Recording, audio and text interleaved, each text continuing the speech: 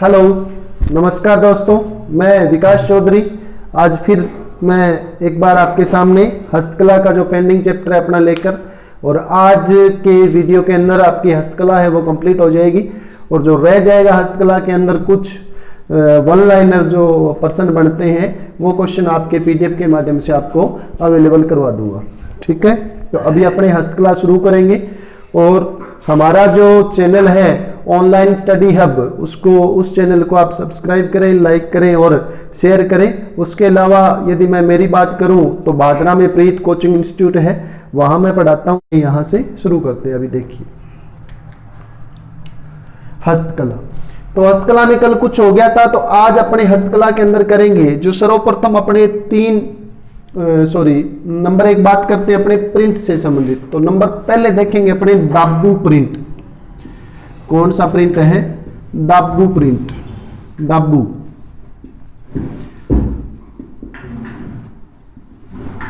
दाब्बू print कला, इसके बारे में अपने पढ़ेंगे। तो प्रिंट या दाब्बू प्रिंट है, इसकी बात करें तो दाब्बू का मतलब होता है कपड़े पर रंगों को। ये कोई कपड़ा है, इस कपड़े पर रंगों को, यानी दाब्बू का अर्थ क्या है? कपड़े पर रंगों को दबाकर रोकना। दबाकर रोकना, कपड़े पर रंगों को दबाकर रोकना ही क्या कहलाता है? दाब्बू कहलाता है। कपड़े पर रंगों को दबाकर रोकना ही क्या कहलाएगा? दाब्बू कहलाएगा।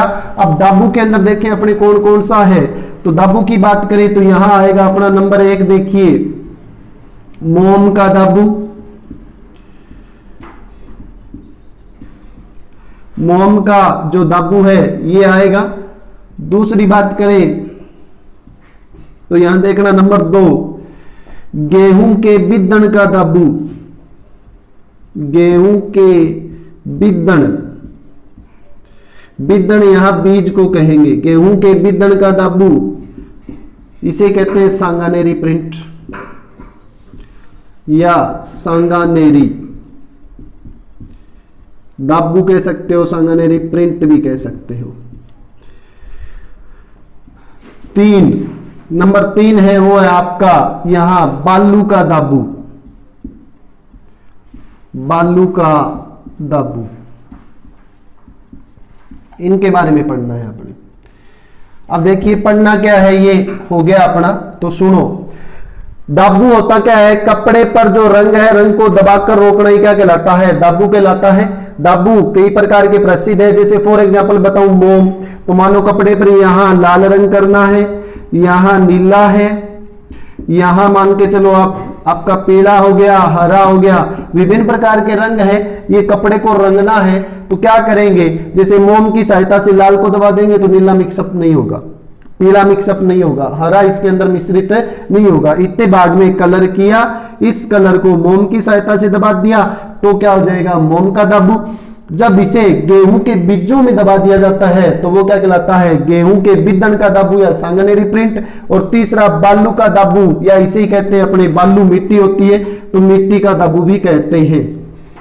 मिट्टी का दाब्बू, जब कपड़े पर रंगों को मिट्टी की सहायता से दबाकर रोका जाता है तो क्या कहलाएगा? मिट्टी का दाब्बू कहलाएगा। दोबारा देखना, नंबर एक दाब्बू प्रिंट था। कपड़े पर रंगों को दबाकर रोकना क्या कहलाता है? दाब्बू कहलाता है। मोम से दबाएंगे तो मोम का दाब्बू हो जाएगा। गेहूं के बीजों से दबाएंगे तो गेहूं के बिद्दण का दाब्बू हो जाएगा। बालू मिट्टी से या मिट्टी से दबाएंगे तो क्या हो जाएगा? बालू का दाब्बू हो जाएगा। यानी मान के चलो आप कोई कपड़ा है, कोई कपड़े के ऊपर कोई कलर करना है, हमने समझा दिया था आपको। कपड़े पर रंगों को दबाकर रोकना ही क्या कहलाता है? दाब्बू कहलाता है। दबाकर रोकना ही क्या कहलाएगा? दाब्बू। फॉर एग्जांपल ये दोबारा मैं फिर बता रहा हूं, कोई कपड़ा है, यहां लाल करना है और यहां आपका पीला कलर करना है। तो अब इसमें क्या करेंगे? लाल रंग को मोम से दबा दिया तो दूसरा कलर इसके अंदर मिक्सअप नहीं होगा, तो ये क्या कहलाता है? दाब्बू। इसी प्रकार इसे बालू से दबा देंगे तो बालू का दाब्बू। गेहूं के बीजों से दबा देंगे तो गेहूं के बीजों का दाबू। अकेला दाबू पूछे, दाबू प्रिंट कहां का प्रसिद्ध है, दाबू पूछ ले आपसे भी, दाबू प्रिंट है वो कहां का प्रसिद्ध है, तो दाबू जो अपना आएगा मुख्य रूप से जयपुर का प्रसिद्ध है। कहां का प्रसिद्ध है, जयपुर का प्रसिद्ध है। अब देखो नंबर 1 बात करें मोम का दाबू, तो मोम की सहायता से कपड़े पर रंगों को दबाकर रोकना क्या कहलाता है, मोम का दाबू कहलाएगा। क्या कहलाएगा अपना, मोम का दाबू। अब ये मोम का दाबू कहां का प्रसिद्ध है, मोम का दाबू आपका सवाई माधोपुर का प्रसिद्ध है। कहां का प्रसिद्ध है, सवाई माधोपुर का।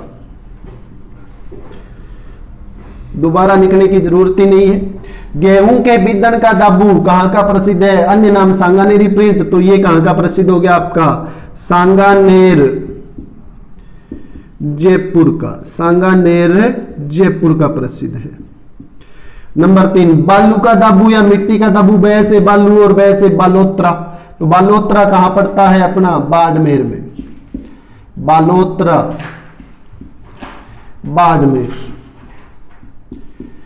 मिट्टी का दाबू या बालू का दाबू कहां का प्रसिद्ध है, बालोत्रा बाड़मेर का प्रसिद्ध है। बालोत्रा की अन्य बात करें तो लूणी नदी यहीं से खारी हो जाती है, यहाँ भूमि के अंदर जो लवण की मात्रा ज्यादा पाई जाती है तो यहां से लूणी नदी का पानी क्या हो जाता है, खारा हो जाता है बालोत्रा बाड़मेर से। उसके अलावा बालोत्रा बाड़मेर की और बात करें तो हमने एक पहले कला पढ़ी थी, कौन सी पढ़ी थी, मिरर वर्क, वो भी कहां का है, बालोत्रा बाड़मेर का है, ध्यान रखना। ठीक है, तो ये है दाबू प्रिंट, यानी कपड़े पर रंगों को दबाकर रोकना, मोम की सहायता से रोकना, गेहूं के बीजों की सहायता से रोकना, या बालू की सहायता से रोकना, या मिट्टी की सहायता से रोकना, ये क्या कहलाता है, दाबू कहलाता है। कहां कहां का प्रसिद्ध है मैंने लिख दिया। एक बार इसका स्क्रीनशॉट किसी को लेना है तो आप स्क्रीनशॉट ले सकते हो। नेक्स्ट आगे देखेंगे।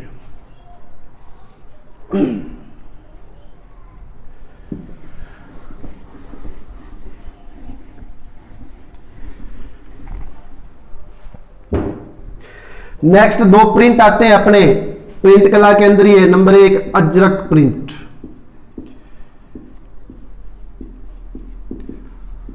और दूसरा अपने पढ़ेंगे मल्लीर प्रिंट।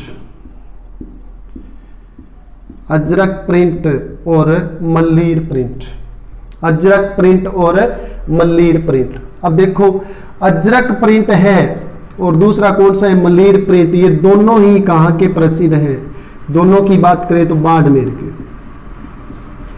अजरक और मल्लीर प्रिंट दोनों कहां के प्रसिद्ध है, बाड़मेर के। अजरक को याद रखोगे आप, अनिल, ए नी और ले, ऐसे हो गया आपका अजरक प्रिंट, नी से हो गया नीला रंग और ले से हो गया लाल रंग। यानी अजरक प्रिंट कलर पूछा जाता है कौन सा होता है अजरक प्रिंट में, नीला व लाल होता है। कलर कौन सा होता है इसमें, नीला व लाल। और कहां के प्रसिद्ध है ये, बालोत्रा के, बालोत्रा, बालोत्रा कहां पड़ता है आपका, बाड़मेर में। दूसरा मल्लीर प्रिंट, मल्लीर प्रिंट में एक ही रंग आता है कौन सा, काला, या इसको बोलते हैं कत्थई रंग। काले या कत्थई रंग का प्रयोग कौन से प्रिंट में होता है, मल्लीर प्रिंट में। दोबारा देख लेना, अजरक में याद रखोगे अनिल, अनिल से याद क्या रखना है, ऐसे अजरक, नी से नीला और ले से लाल रंग होता है अजरक प्रिंट में। और मल्लीर प्रिंट में काला या कत्थई रंग का प्रयोग किया जाता है। और दोनों ही कहां के प्रसिद्ध है आपके, बाड़मेर से। कहां के प्रसिद्ध है, बाड़मेर के। तो इसका स्क्रीनशॉट आप ले लीजिए। नेक्स्ट अपने चलते हैं आगे।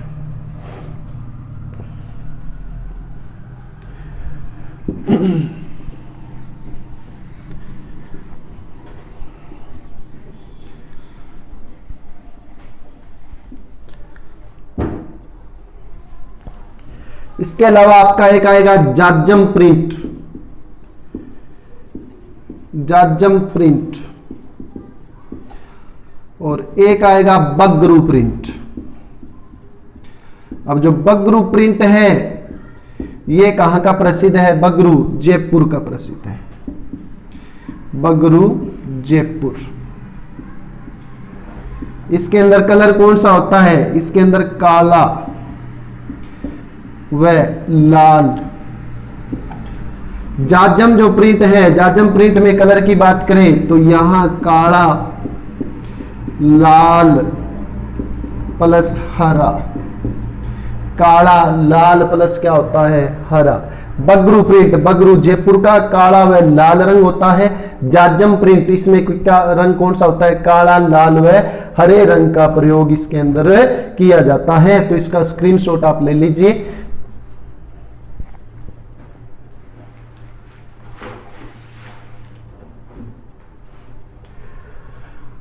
जाजम प्रिंट है ये आपका अकोला, अकोला स्थान कहां पड़ता है आपका, चित्तौड़ में। कहां पड़ता है, चित्तौड़, यहां का प्रसिद्ध है ये और लिख लेना, और ये स्क्रीनशॉट आप ले लीजिए। बगरू कहां का, जयपुर का। ठीक है जी, नेक्स्ट अपने आगे चलते हैं। देखिए आपका दाबू हो गया और ये प्रिंट कला के अंदर ये हो गया। नेक्स्ट अपने आज बात करेंगे पोट्री। पोटरी, पोट्री का मतलब क्या होता है, पोट्री का मतलब होता है चीनी मिट्टी। चीनी मिट्टी की सहायता से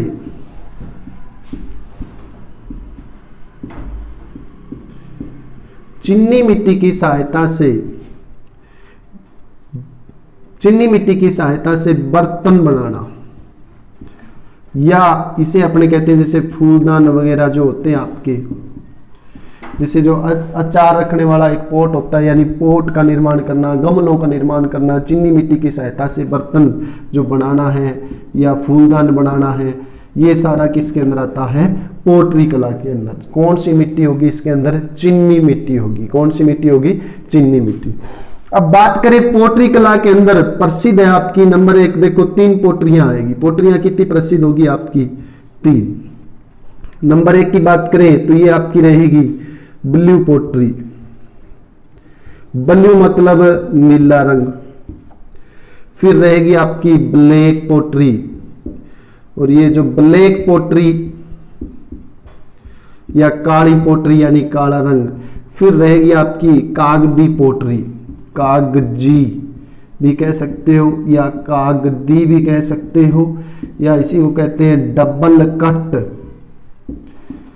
डबल कट वर्क पोट्री भी कहते हैं, डबल कट वर्क पोट्री भी कहते हैं।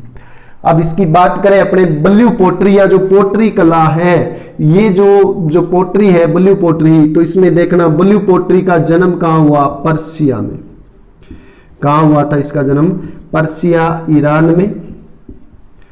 और पर्सिया ईरान से इसे राजस्थान में कौन लेके आया, राजस्थान की बात करें ब्लू पोट्री की तो राजस्थान में इसे कौन लेके आया था, मानसिंह, मानसिंह प्रथम।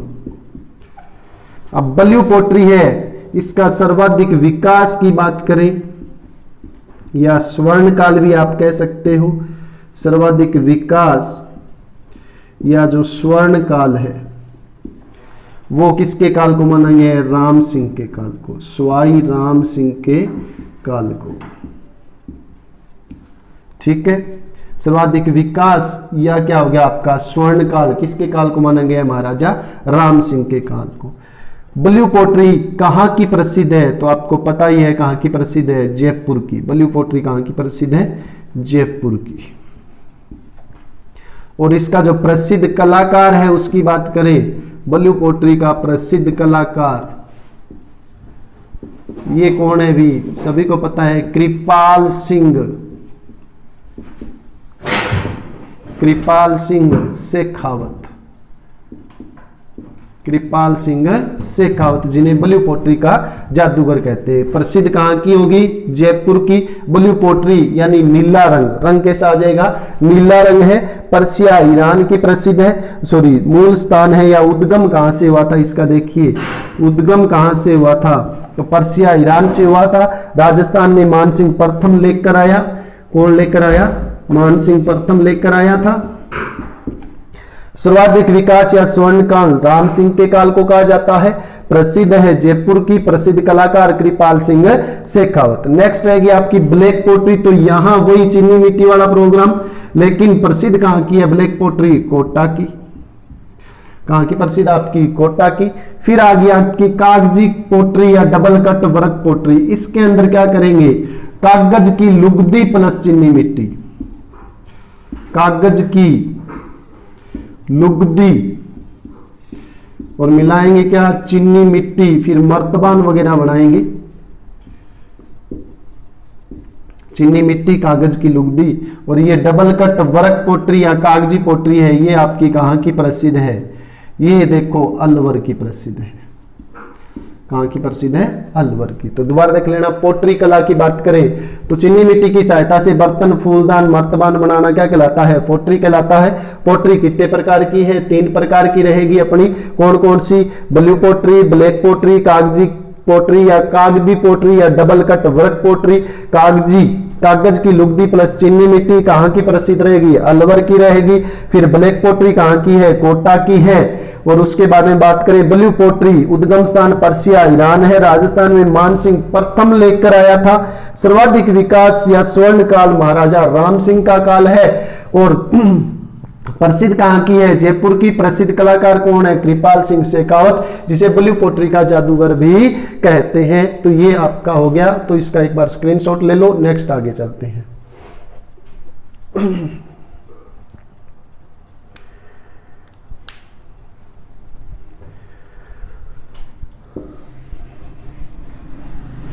एक देखो मोलेला कला आपकी प्रसिद्ध है, मैंने बताया था।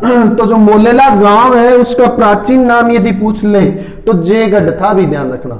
मोलेला जो गांव था उसका प्राचीन नाम क्या था? मोलेला। बता चुका हूं मैं, ये पढ़ा चुका हूं। मोलेला, मोलेला गांव का प्राचीन नाम, टेरिकोटा कला है ये। मोलेला गांव का प्राचीन जो नाम था वो क्या था? याद करके लिख लेना आप। प्राचीन नाम था जयगढ़। जयगढ़ नहीं आएगा, जयगढ़ आएगा। जयगढ़ कहा जाता था मोलेला को, तो ये नोट कर लेना। ये होगी अपनी पोट्री होगी। अजरक प्रिंट हो गया, मलीर प्रिंट आपको मैंने करवा दिया, उसके अलावा जाजम बता दिया था, बगरू प्रिंट मैंने आपको बता दिया था। एक सीधा सा प्रश्न पूछा जाता है, डूंगर शाही ओढ़नियां किसके तहत बनाई जाती है? तो बातिक कला के तहत। नेक्स्ट लिख देना, डूंगर शाही ओढ़नी।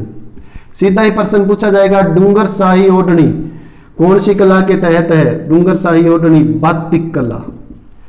जो मोम वाली मैंने बताई थी वार्तिक कला, बातिक या वार्तिक कला,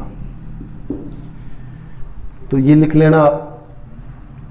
उसके बाद में नेक्स्ट अपने बात करें तो हस्तकला के अंदर हमारा जो रह गया, तो यहां एक शब्द आता है कावड़। कावड़ कहां की प्रसिद्ध है? बस्सी, चित्तौड़ की। बस्सी, चित्तौड़ की। कावड़ को क्या कहा जाता है? इसे रनिंग टेम्पल भी कहते हैं। रनिंग टेम्पल या चलता फिरता मंदिर। चलता फिरता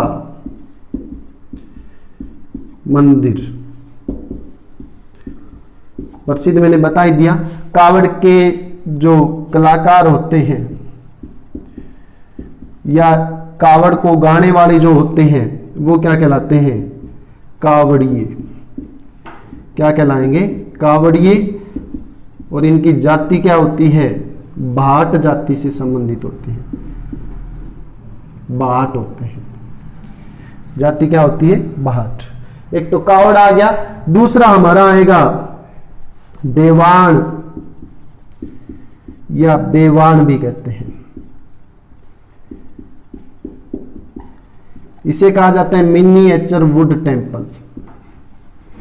मिनिएचर वुड टेम्पल। और वैसे ये होता कावड़ का ही रूप है। किसका रूप होता है? कावड़ का रूप। ये लिख लीजिए। इसका स्क्रीनशॉट ले लेना, फिर आगे चलते हैं। देवान या बेवान मिनिएचर वुड टेम्पल, कावड़ का ही रूप है कावड़। बस्सी चित्तौड़गढ़ रनिंग टेम्पल या चलता फिरता मंदिर। कलाकार या इसको गाने वाले क्या कहलाते हैं? कावड़िए, जो भाट जाति से होते हैं। अब ये होता क्या है, गांव के अंदर आपने देखा होता है कई बार बैलगाड़ी के पीछे एक मंदिर जोड़ कर लेके आते हैं और वो मूर्ति लगी होती है लकड़ी का मंदिर, ये क्या कहलाता है? कावड़ कहलाता है। इसी का दूसरा रूप क्या है? देवान और बेवान है। ठीक है भी, तो इसका स्क्रीनशॉट ले लीजिए आप, फिर आगे चलते हैं।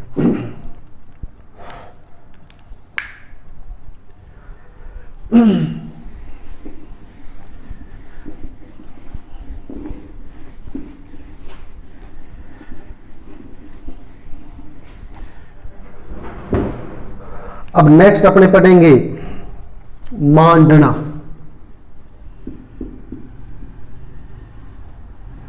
मांडना या ये इस प्रकार भी लिख सकते हो आप, मांडना। मांडना का अर्थ क्या होता है? चित्र बनाना। मांडना का मांडना मतलब ही क्या है? चित्र। दीवार पर बने हुए चित्र क्या कहलाते हैं? मांडने। अब ये मांडना कला कहाँ की प्रसिद्ध है? राजस्थान की। भारत में कहाँ का प्रसिद्ध है? राजस्थान। मांडना कला है, इसको रंगोली भी कहते हैं। थोड़ा सा अलग होगा, बाकी रंगोली कहाँ कहते हैं इसे? महाराष्ट्र में। इसे अल्पना कला भी कहते हैं। क्या कहते हैं? अल्पना कला। कहाँ कहते हैं इसे? पश्चिमी बंगाल में। पश्चिमी बंगाल में इसे क्या कहेंगे? अल्पना कला, मांडना को। और राजस्थान में मांडना यानी जैसे बात करें अपने तो बच्चे के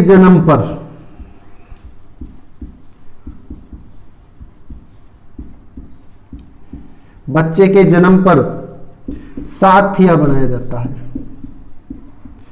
और ये साथिया क्या है? सबसे छोटा मांडना है, ध्यान रखना। सबसे छोटा मांडना। अब साथिया आपको पता ही है, ये वाला उल्टा सीधा जो भी बन गया, इस प्रकार के मांडने बनाए जाते हैं बच्चे के जन्म पर। होली के अवसर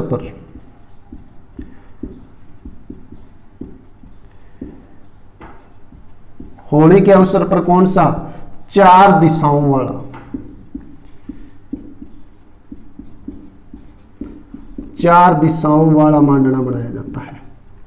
उसके अलावा बता दें जन्म मरण परण का त्योहार होली के दिन कहाँ मनाया जाता है? जयपुर में, पता ही आपको। उसके अलावा राजस्थान में प्रसिद्ध मांडना कौन सा है? तो ये आपका हो जाएगा पगलिए।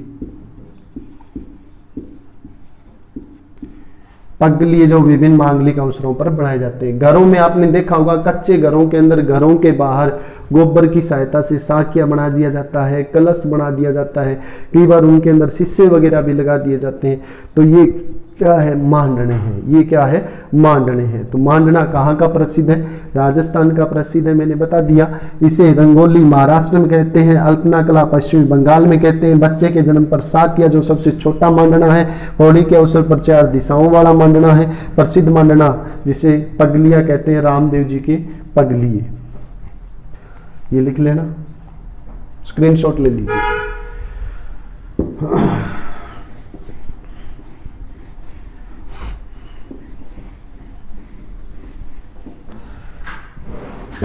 नेक्स्ट एक शब्द आता है गोदना।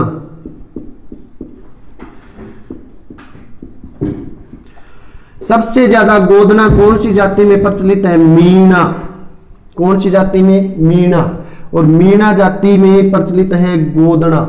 गोदना क्या होता है? शरीर पर टैटू बनवाना। समझ गए? आजकल लड़कियां अट्ठे बनवा ले, तिंगरी बनवा ले, अट्ठे इया, तो ये सारा क्या है? गोदना। और गोदने गुदवाने की शौकीन कौन सी महिलाएं हैं? मीणा जाति की महिलाएं। कौन सी जाति की महिलाएं? मीणा जाति की महिलाएं। तो गोदना क्या है? शरीर पर टैटू। समझ गया? कुछ कुछ कहना तेरा टैटू, ध्यान रखना। उसके अलावा नेक्स्ट बात करें महावर। महावर तो मेहंदी के जो थापे होते हैं, मेहंदी के थापे क्या कहलाते हैं? महावर कहलाते हैं। क्या कहलाते हैं? महावर। जी टाबर हो जाए तो टाबर होने के बाद में बुआ हुआ गुड़ बांटेगी थापो हाथ मेहंदी करके चेपेगी बाद में पास बिने के कह मेहंदी के थापे बनवाना यानी महावर। अब बुआ तैयार ही रहे, इन्हें ब्याह में तैयार रहे नेग लेन भी, और इन्हें टाबर हो जाए पहला बुआ हुआ जन फटाक देनी चेपेगी।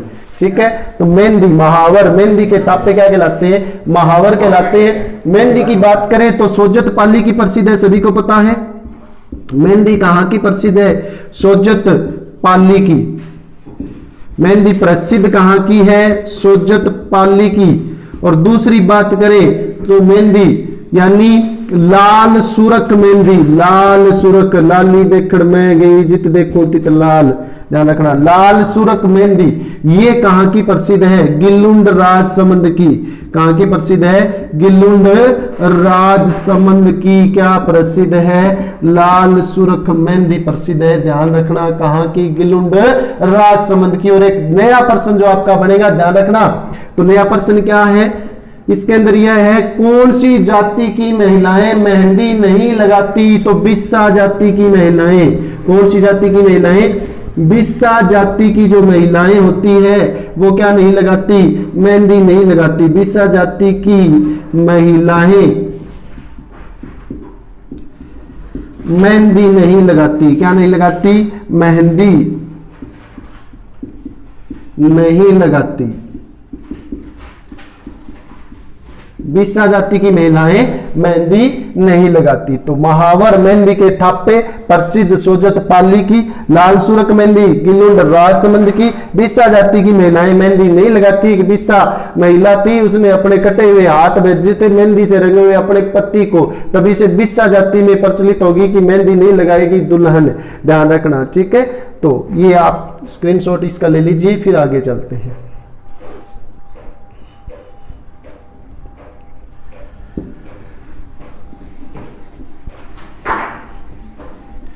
अब नेक्स्ट जो अपनी कला आएगी वो आएगी गोटा।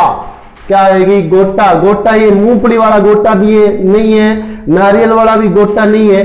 गोटा होता क्या है? मोस्टली लड़कियों को पता है गोटा क्या होता है। गोटा गए गमला टमाटर आ की मात्रा गोटा। गोटा क्या होता है? अब देखो गोटा प्रसिद्ध पूछ ले तो ये राजस्थान में इसका सबसे जो प्रसिद्ध केंद्र है नंबर 1 पर पूछ ले तो खंडेला। और खंडेला क्या है? सीकर में है। खंडेला कहां है? सीकर में। दूसरी बात करें तो बिनाए अजमेर। बिनाए अजमेर का प्रसिद्ध है गोटा। क्या लो? गोटा लोगे? खंडेला सीकर का, बिनाए अजमेर का। और तीसरा केंद्र पूछ लिया जाए तो लिख देना जी जयपुर। कहां का प्रसिद्ध है गोटा? जयपुर का। सबसे प्रसिद्ध पूछे तो खंडेला सीकर 1 नंबर, 2 नंबर बिनाए अजमेर, 3 नंबर जयपुर। अब गोटा क्या होता है? कपड़े के ऊपर, चुनरी के ऊपर जो जरी की कढ़ाई की होती है, जरी के बने हुए चित्र ही क्या है? गोटा है। जरी के चित्र बने होते हैं कपड़ों पर, वो क्या कहलाते हैं? गोटा। तो गोटा है क्या? कपड़े पर बने हुए जरी के तारों के चित्र। जरी का तार होता है ना, एक सुनहरे रंग का तार, समझ गए थे? तो जरी के चित्र, कपड़े पर जरी की कढ़ाई या जरी के चित्र। जी हम मोरियो मांड दियो, तो मांड दियो, कोई फुलकारी बन जी, कोई किसी कारी बन जी। तो ये क्या है? कपड़े पर बने हुए जरी के चित्र क्या होते हैं? गोटा होते हैं। क्या होते हैं? गोटा। और गोटे का प्रसिद्ध केंद्र खंडेला सीकर, बिनाए अजमेर और जयपुर है। अब सुनो, नेक्स्ट बात करते हैं गोटे के प्रकार। कितने प्रकार का होता है? तो गोटा देखना, लप्पा, ध्यान से लिखना, कुछ और मत लिख देना। लप्पी, किरण, बांकुड़ी,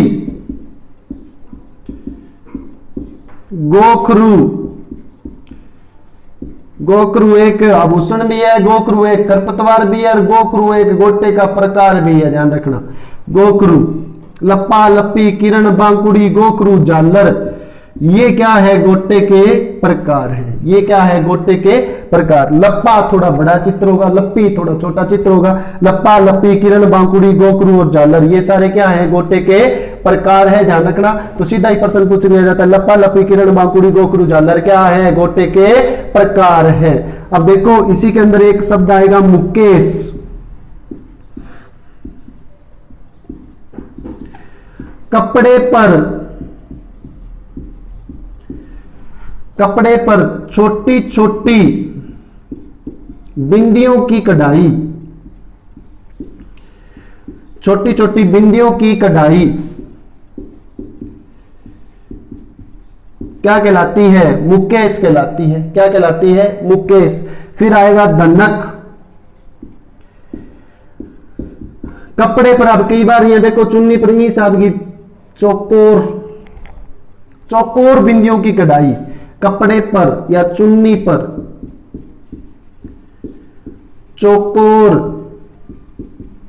बिंदियां, बिंदियां चमकेगी। पहला पढ़ लो, बाद में चमकेगी नहीं, कौन चमका, ध्यान रखियो। बिंदियों की कढ़ाई, नहीं तो गोबरा बटलियां तैयार है, बिंदिया बांधिया की कौन चमके, ध्यान रखियो। धनक। कपड़े पर चौकोर बिंदियों की कढ़ाई क्या कहलाती है, धनक कहलाती है। अब ध्यान रखना, गोटा है यानी कपड़े पर जरी की कढ़ाई क्या कहलाता है, गोटा। तो अब ध्यान रखना, गोटे का एक प्रकार प्रसिद्ध है जिसे कहते हैं नक्शी का गोटा। ध्यान रखना। अब जो गोटा है, गोटे में जो तार होता है, जरी का तार, कौन सा तार, जरी का तार, इसे क्या कहते हैं, कल्ला बत्तू कहते हैं। क्या कहते हैं, कल्ला बत्तू। और बादला एक शब्द आएगा, जिस यंत्र से इस जरी के तार को कपड़े में डालकर तार को खींचते हैं, तो जरी की कढ़ाई करने वाला यंत्र क्या कहलाता है, बादला। बादला क्या है, जरी की कढ़ाई करने वाला,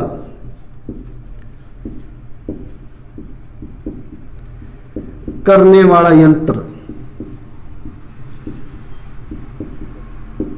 ये क्या है, बादला है। जरी का तार यानी जो रंग कैसा होता है इसका, सुनहरे रंग का जो तार होता है वह क्या कहलाता है, कल्ला बत्तू। और बादले की सहायता से जरी की क्या करते हैं, कढ़ाई, यानी कढ़ाई करने वाला यंत्र क्या है, बादला। तो ये आपका गोटा हो गया। भी ध्यान रखना दोबारा, गोटा 3 के अंदर प्रसिद्ध है, खंडेला, सीकर, भिनाई, अजमेर, जयपुर। गोटा है क्या, कपड़े पर जरी की सहायता से बनने वाले चित्र क्या है, गोटा है। अब गोटे कपड़े पर बने हुए जरी के चित्र, प्रकार लप्पा, लप्पी, किरण, बांकुड़ी, गोकरू, झालर। मुकेश कपड़े पर छोटी छोटी बिंदियों की कढ़ाई क्या कहलाती है, मुकेश। धनक कपड़े पर चौकोर बिंदियों की कढ़ाई क्या कहलाएगी, आपकी धनक कहलाएगी। उसके बाद में बात करें, जरी का तार कल्लावत्तू या सुनहरे रंग का होता है। बादला जरी की कढ़ाई करने वाला यंत्र क्या कहलाता है, बादला कहलाता है। क्या कहलाता है आपका, बादला कहलाता है। यहां तक किसी को भी कोई समस्या हो तो पूछ सकता है, कोई प्रश्न हो तो कमेंट मुझे कर देना, आपको आंसर मिल जाएगा। तो अभी इसका स्क्रीनशॉट ले लीजिए।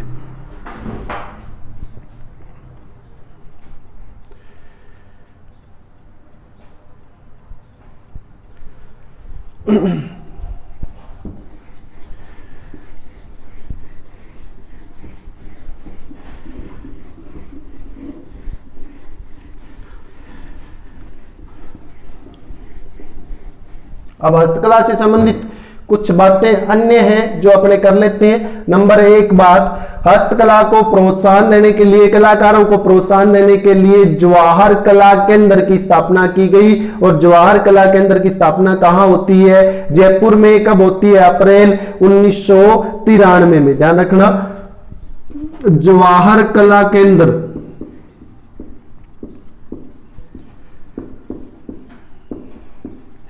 कहां है, ये जवाहर कला केंद्र जयपुर में। स्थापना कब हुई, अप्रैल 1993 में। इसकी स्थापना कब हुई, अप्रैल 1993 में। ये लिख लीजिए आप, मैं पानी पी लेता हूं, पानी पी।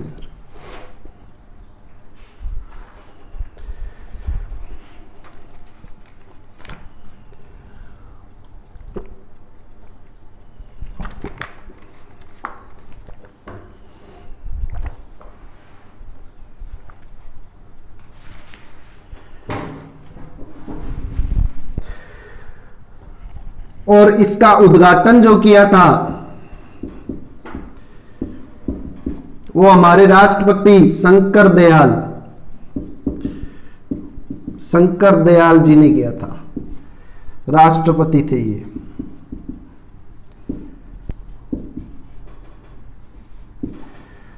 शंकर दयाल जी ने, हमारे राष्ट्रपति ने किया था, श्री शंकर दयाल जी। नेक्स्ट इसकी बात करें तो इसका जो जवाहर कला केंद्र है इसका वास्तुकार कौन था? तो वास्तुकार था भी चार्ल्स कोरिया। चार्ल्स कोरिया इसका वास्तुकार था, चार्ल्स कोरिया। नेक्स्ट, हस्तकला को प्रोत्साहन देने के लिए,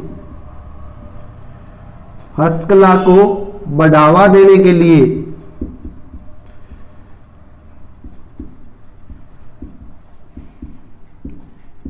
यानी ज्यादा से ज्यादा कलाकार इसके प्रसिद्ध हो तो शिल्पग्राम की स्थापना की गई। किसकी स्थापना की गई? शिल्पग्राम। और शिल्पग्राम की स्थापना की गई कहां? उदयपुर में। कहां की गई स्थापना? शिल्पग्राम की उदयपुर में। ध्यान रखना, हस्तकला को बढ़ावा देने के लिए शिल्पग्राम की जो स्थापना है वो कहां की गई थी? उदयपुर में। जवाहर कला केंद्र कहां है? जयपुर में। और इसकी स्थापना अप्रैल 1993 में। उद्घाटन किसने किया था? शंकर दयाल जी ने किया था। वास्तुकार कौन है इसका? Charles Korea. हस्तकला को बढ़ावा देने के लिए शिल्पग्राम की स्थापना कहां हुई थी? उदयपुर में हुई थी।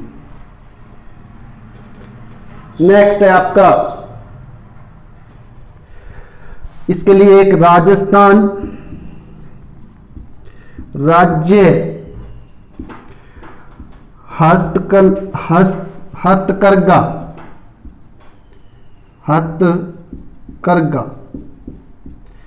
राजस्थान राज्य हथकरघा विकास, ये दोबारा लिखना भी, राजस्थान राज्य हथकरघा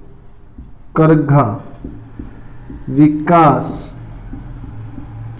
निगम लिमिटेड, निगम लिमिटेड संस्था, राजस्थान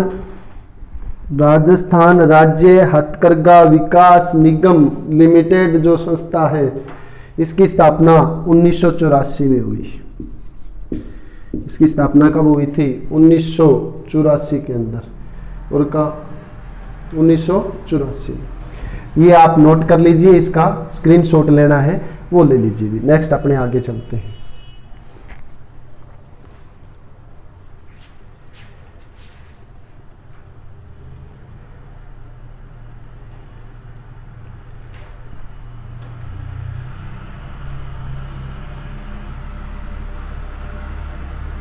नेक्स्ट, हस्तशिल्प।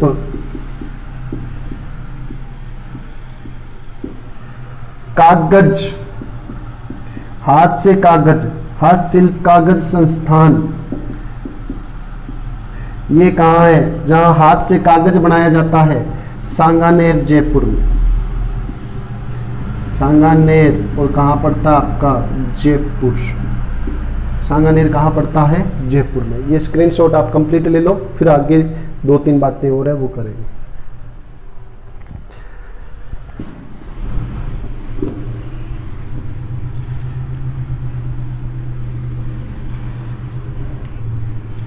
देखो 2-3 संस्थाएं और थी, अर्बन होट बाजार और ग्रामीण होट बाजार है, इनकी भी स्थापना हुई हस्तकला के कलाकारों के लिए या हस्तकला को बढ़ावा देने के लिए। तो ये कहाँ है? नंबर 1 अर्बन होट बाजार।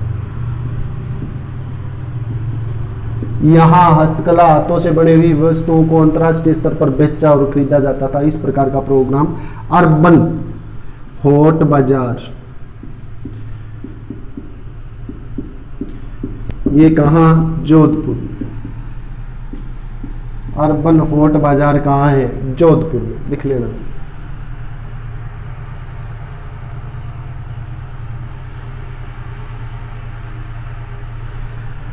इस अर्बन होट बाजार यानी प्रथम कहाँ शुरू हुआ? जोधपुर में। इसमें केंद्र व राज्य दोनों का अनुपात कितना है राज्य सरकार का? 70-30 का अनुपात रहता है। नेक्स्ट, ग्रामीण होट बाजार।